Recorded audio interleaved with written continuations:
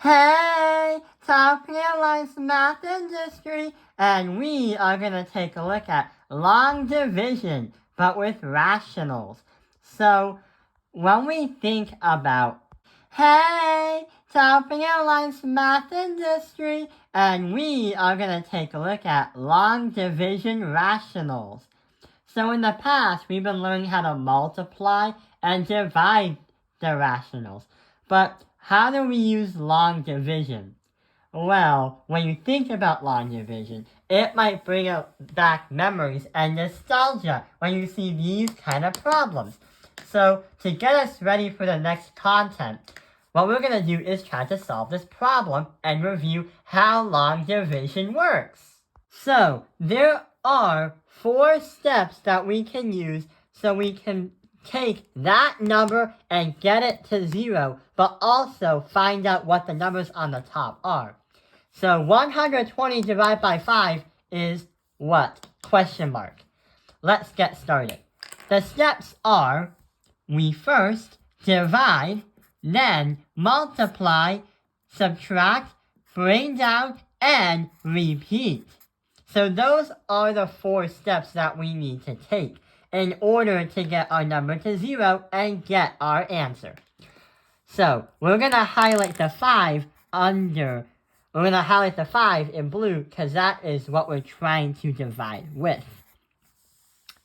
5 does not go into 1 because it's 0, so therefore we say 0. But 5 does go into 12 2 times. 2 times 10, 5 times 2 is 10.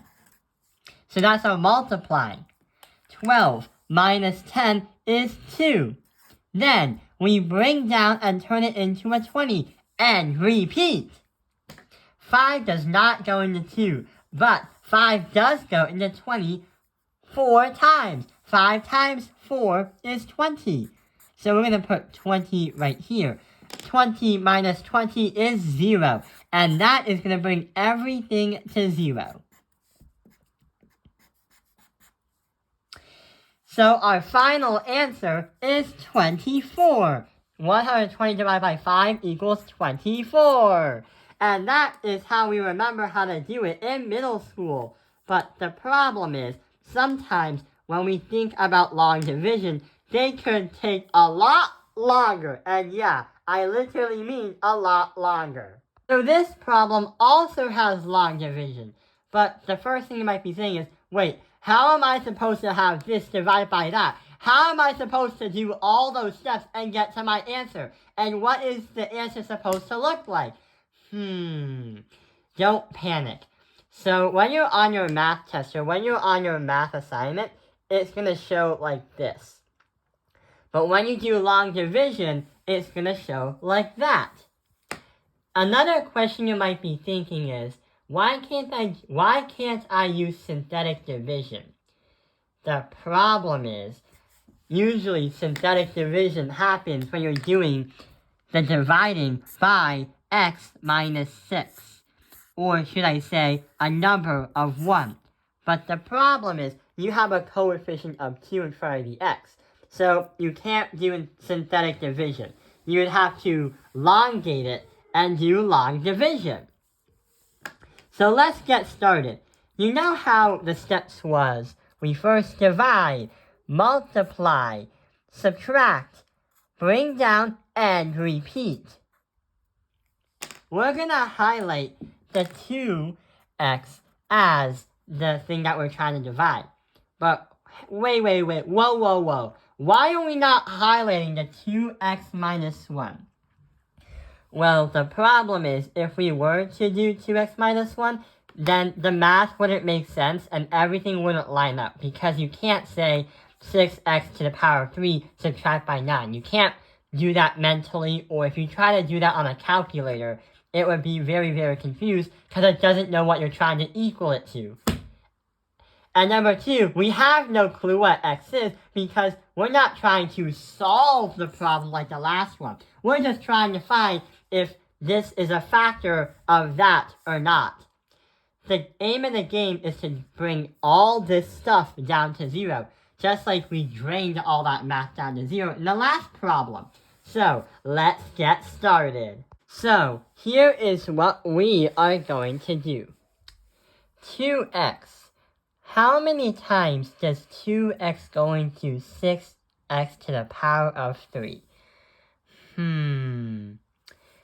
Well, what we can definitely say is if we have that and find something that multiplies to get to that, we are going to say 3x squared. 3x squared because if you do 2 times 2 times 2 and x times x is x, or something like that, you get 6x to the power of 3. So that is what we'll need to get to this. So we are going to have negative 6x to the power of 3. Then we have to add that by 3x squared. But wait, why is it negative 6x to the power of 3 and 3x squared? Well, we know that we have this, and it's going to bring us to that. But if I were to multiply the entire equation by the thing right here, the divisor, we would get 3x squared. So the first step, you use just the coefficient and the variable. When you find that by trying to get it to this, you are going to write it down here. But the second step allows you to use the entire equation into here. And then find out what the next part is. This can be a little confusing because there's a lot of steps. But the thing is, if you practice it a lot, then you'll know how to do it. And when I have a advice where when you solve the problem or when you do this kind of math, don't pause because it's really hard to know back where you left off. It's like saying you AFK on a Roblox game, but you don't know where you left off, which you can't really do, because if you try to, you might skip a few steps or miss a few steps, and then you get the answer incorrect, or the problem incorrect. So once you start, I suggest try to finish it before you do anything else. So we draw the line and subtract. 6x to the power of 3 minus 6x to the power of 3 is going to be 0. Then we have to do negative 19x squared plus 3x squared. That's going to transform into 16x squared. And since we have nothing down here, because we never use this, all this stuff right here are fragments. Anything that we didn't use is going to be brought down here. And it's going to add up to here. Any fragment that's not used will be brought down to the next section. Just like if you have a gear and a gear, but you have parts of a gear, those parts of the gear will be brought down here because they don't fully make a gear. See, this is only part to something, and this is also part to something. So, let's go back to the problem. Wait. Let's proceed to the next step. So we have a 2x and a negative 16x squared. What can I use with 2x to bring me to negative 16x squared? Ooh! Why can't we say negative 8? Because a negative 8x is going to bring me to negative 16x squared. Ha ha! So, we now have negative 8x times 2x is going to bring me to 16x squared. So we're going to write a 16x squared right here. And we're going to color code that in blue. But when we do negative 8x times negative 1, it's going to bring me to a positive 8x. But here is what happens. Every action you take when subtracting, the operations will flip. So since we have a negative here, we add. And since we have an addition here, we subtract. So we have 16x squared minus 8x. This and that will just become 0. And 16x minus 8x is going to bring us to 8x. So we have 8x, then bring down and minus 4 and repeat. 2x and 8x. What will give me 2x? What can I use with 2x to bring me to 8x? Ooh, how about if I add by 4? 4 times 2x is going to bring me to 8x. So we're going to write 8x right here. And we have the 4 times the negative 1.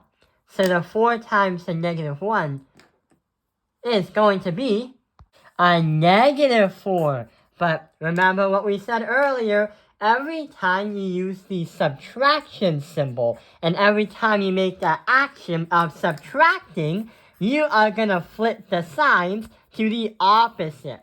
So we have a positive, turn it into a negative, and turn this negative into a positive.